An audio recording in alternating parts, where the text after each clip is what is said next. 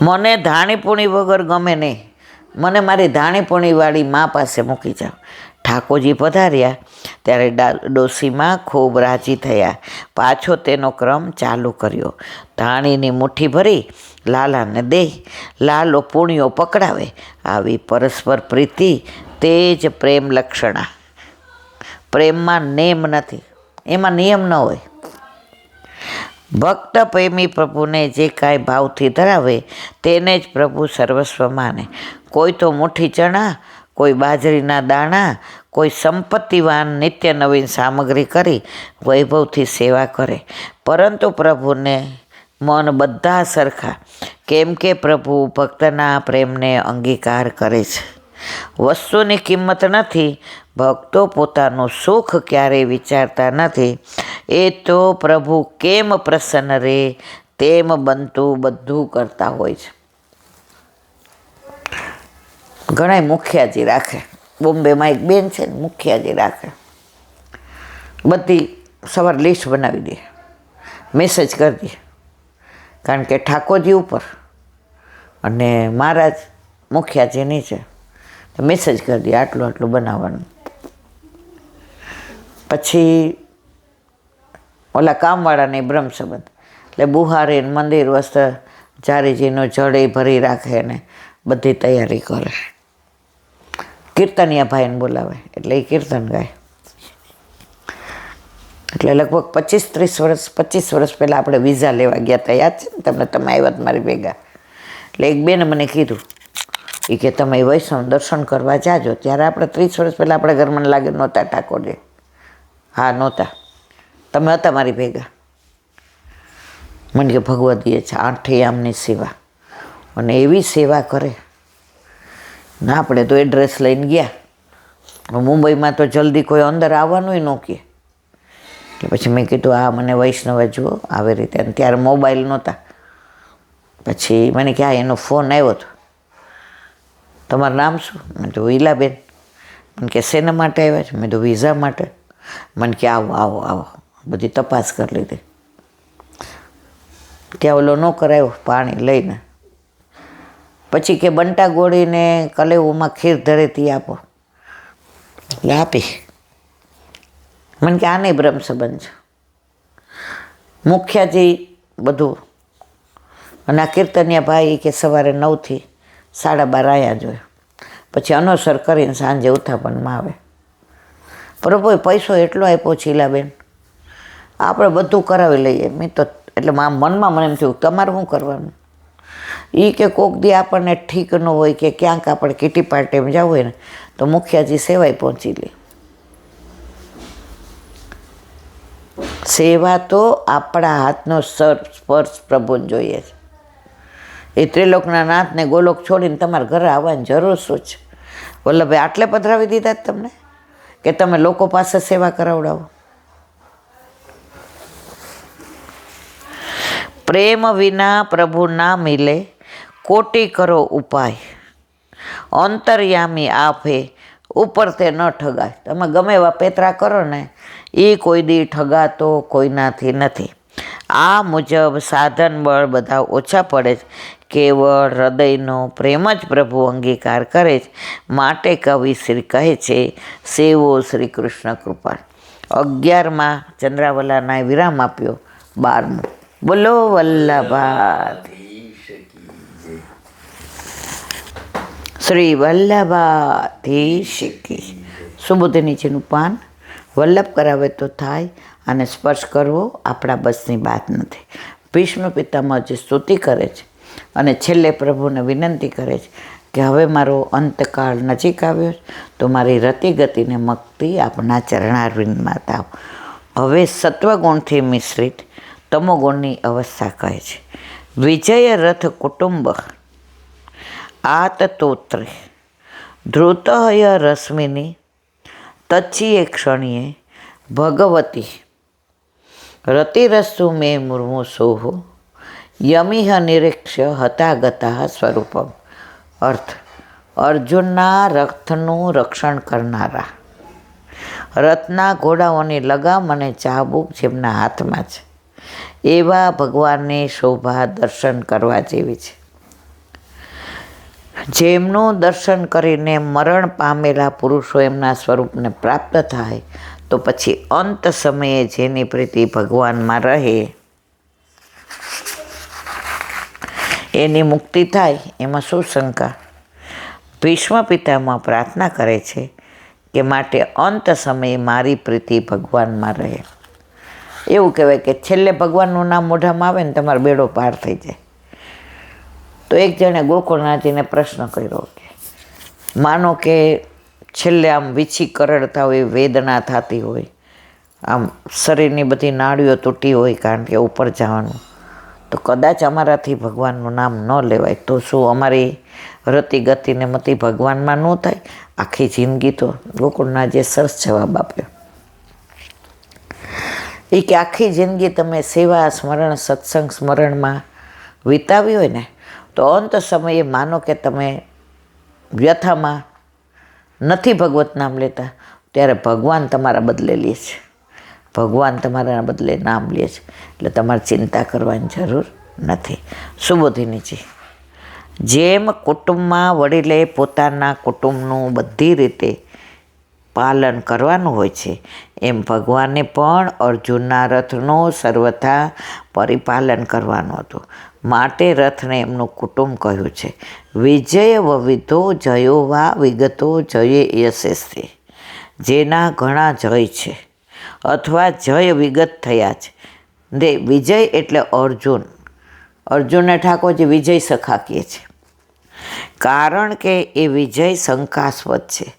જયદ્રથના વધના પ્રસંગમાં અર્જુનનો વિજય અશક્ય હતો. ઠાકોરજીએ વાદળા લાવી દીધા કે સાંજ થઈ ગઈ, બંધ કરો, અને બધા હથિયાર હેઠા મૂક્યા. ત્યાં ઠાકોરજી કે આ તો કાંઈ સૂર્ય અસ્ત નથી થયો, આ તો વાદળા વચ્ચે આવ્યા છે. અને અર્જુને કે લગાવો હવે. તો આવું ઘણા બધું ઠાકોરજીએ કર્યું છે. આજે કર્ણનું એવું થયું છે, એને પાસે શસ્ત્ર નહોતું તોય તું અર્જુનને કહે. અર્જુન કે ના, નિશસ્ત્રો પર ના હાથ અડાડાય. તો કે તારો અભિમન્યુને શું કર્યું હતું, એટલે કોઈ યાદ કર, ભૂલી ગયો. તો અહીંયા પણ કહે છે કે જયદ્રથનો વધ અશક્ય હતો, ત્યારે આપે કુશળ સારથીની જેમ તેનું રક્ષણ કર્યું હતું તેનું વર્ણન કરે છે. આપ ઘોડાઓની લગામ હાથમાં લઈ ચાબુક પકડી ઊભા થઈ ગયા હતા. કર્ણ વગેરે શત્રુઓ અસ્ત્રો અર્જુનના રથ પર ફેંકતા ત્યારે રથને વિવિધ વ્યૂહાત્મક રીતે ફેરવી આપ એ શસ્ત્રોથી બચાવતા. જેની ઢાલ ઠાકોરજી હોય, જેનો સારથી ઠાકોરજી હોય, એણે આ તો કુરુક્ષેત્રના યુદ્ધ પૂરતો સારથી હતો ઠાકોરજી. આપણા તો ઘરે પધારે ત્યારનો 24 કલાક આપણો સારથી છે, અને છતાંય આપણે ચિંતા કરીએ.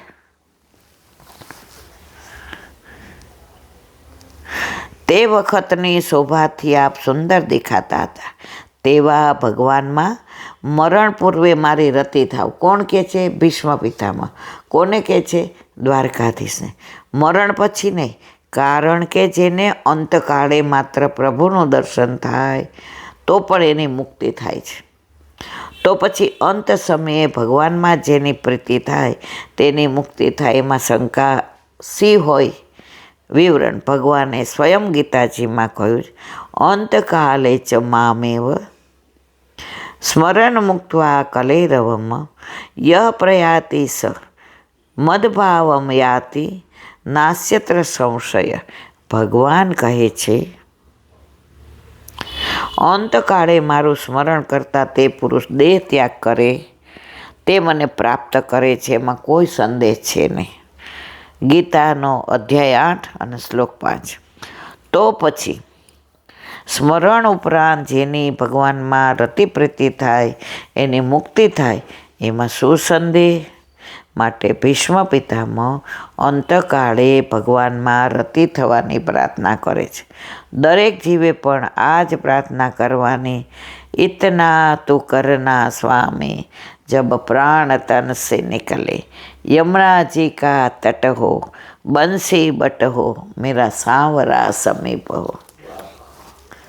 કાંઈ આટલું યાદ આવે તો આમ સુરદાસજી છેલ્લે ગુસાઈજી પધાર્યા પછી જ લીલામાં ગયા, રાહ જોતા હતા કે મારો વલ્લભ આવે પછી જ. વલ્લભ તો ગોલોકમાં પધાર્યા હતા, પણ વલ્લભ અને ગુસાઈજીમાં કોઈ ભેદ નથી. મહેસાણા જિલ્લામાં એક ગામડું છે, ત્યાં એક ભાઈને કેન્સર થયું હતું અને એને ત્યાં જે ઉતરે એને ગુરુઘર. હવે કોરોના એવો કે એમને લીલામ જવાનો સમય આવ્યો. દીકરીને ફોન કર્યો અમદાવાદ કે આવી જા. હવે બારણું ખખડે ને એટલે કે આવ્યા. જે પધાર્યા જે એ ભાઈ આમ કોમા જેવું જાવ, પણ જેવું બાર જે પધાર્યા એટલે બધાની આંખમાં પાણી આવે કે આ કોરોના ભલે હવે થોડો ઓછો થયો, થોડું ખુલવા માંડ્યું છે, હવે થોડા વાહને નીકળે છે, પણ જે થોડા પધારે. હવે ડૉક્ટરે કીધું કે હવે એમનો જીવ કેમ નથી જાતો ખબર નથી, પણ એમને તમન્ના આશા કોની હતી? જેની. એના હોંશિકા નીચે એણે ગુરુ ભેટ રાખી હતી. દીકરી આવી તો કે જેને લઈને આવી તું, પાછી આંખો બંધ કરી. બધાય રડે કે હવે આમાં જેને કરવાનું કેવી રીતે.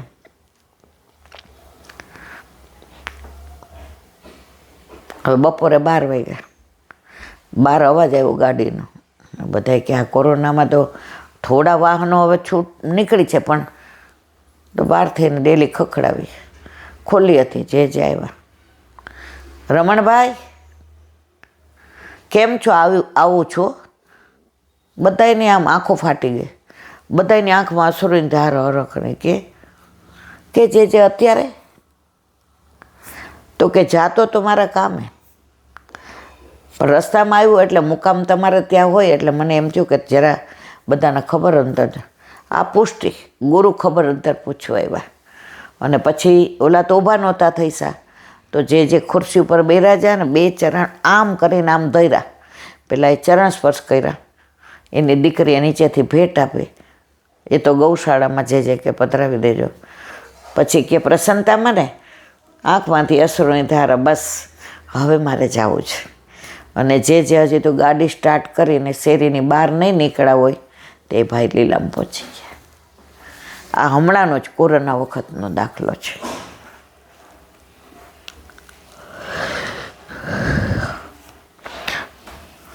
પૂરું. હવે શ્રી વલ્લભાધીશ કી શ્રીમદ ભાગવત અને મારા ગુરુદેવને દંડવત પ્રણામ કરું છું. ચંદ્ર સુરદાસી કે દ્વાર પે મેરા દંડવત, સુરભી કુંડ પે પરમાનંદાસી કે દ્વાર પે મેરા દંડવત, जमुनावता पे संकर्षण कुंड पे कुंभदासी के द्वार पे मेरा दंडवत प्रणाम, बिलछू कुंड पे कृष्णदासी के द्वार पे मेरा दंडवत प्रणाम, कदम खंडी पे गोविंद स्वामी के द्वार पे मेरा दंडवत प्रणाम, अप्सरा कुंड पे चित्त स्वामी के द्वार पे मेरा दंडवत प्रणाम, मानसी गंगा पे नंददासी के द्वार पे मेरा दंडवत प्रणाम, रुद्र कुंड पे चित्रपुदासी के द्वार पे मेरा दंडवत प्रणाम, व्रज विलास व्रजनी गोपिकाओं ने मारा दंडवत प्रणाम। हे वल्लभ, सवारथी અત્યાર સુધી સેવા સ્મરણ સત્સંગ જે પણ તે કરાવ્યું તે તારા ચરણારવિંદમાં સમર્પણ કરું છું. ભૂલ અપરાધ થઈ હોય તો ક્ષમા કરજો. બોલો વલ્લભાધીશ કી જય. દ્રઢઈના ચરણ કેરો ભરોસો, દ્રઢઈના ચરણ કેરો, શ્રી વલ્લભ ચંદ્ર છટાબીન સભજુગમાં જ અંધેરો ભરોસો, દ્રઢ ચરણ કેરો, સાધન और नहीं आकली, जासु होय निवीर, सुर का कहे द्विविध आंदरो, बिना मोल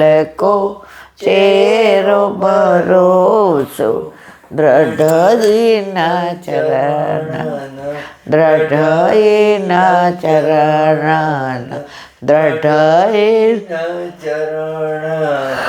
की વલ્લભાધીશ કી. આજનો આ સત્સંગ મારા વલ્લભના ચરણારવિંદમાં સમર્પણ કરું છું. ભૂલ અપરાધ થઈ હોય તો ક્ષમા કરજો. આ મારા વલ્લભની વાણી અને ભૂલવો એ મારી. બોલો વલ્લભાધીશ કી.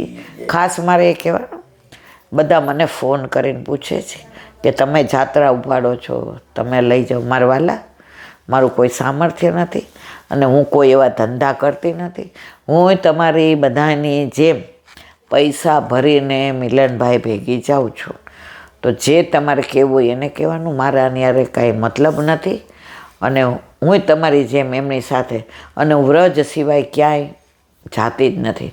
કારણ કે મને વ્રજ વાલું રહે, વૈકુંઠ નહીં આવું. કેટલા બધા ફોન આવે કે અમારે મારી ભેગા આવો, પણ હું જેની ભેગી જાઉં છું ને એની ભેગા આવો.